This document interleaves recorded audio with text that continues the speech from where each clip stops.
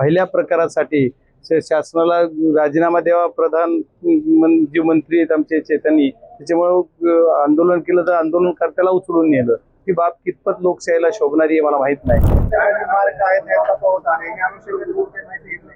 जिल्ह्यामध्ये जवळपास आतापर्यंत मला 10 ते 11 लोकांचे निवेदन आलेले आहेत आणि ही देशामध्ये एवढा प्रकार चाललाय, पेपर फुटीचा झाला, आता नीटचा हा प्रकार, एवढं भोंगळा कारभार आहे की कुठलंही नियोजन नाही। आता एक मुलगी मला वडवणीत पण भेटली, आता बीडमध्ये 2 मुलं भेटलीत। मी काल एक जणाचं आणखी गौत्यांचं पण ट्विट केलेलं। असे एवढे विविध प्रकार झालेत, त्याच्या शासन गंभीर पाहिजे।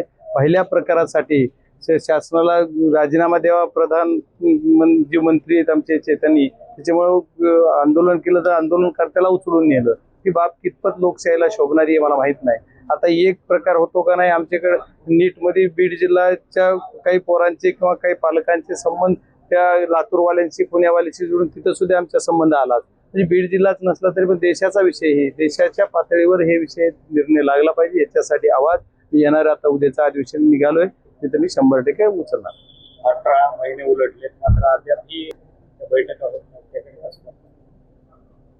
अतिशय संवेदनशील विषय आहे।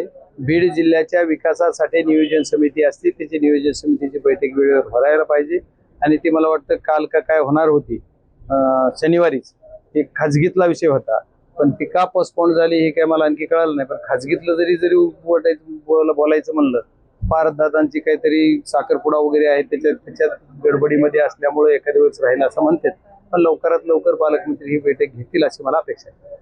सभागृहामध्ये तुम्ही रेल्वेचा प्रश्न बरोबर नीटचा प्रश्न नीटचा करणार, रेल्वेचा आता काय करायचं राहिले।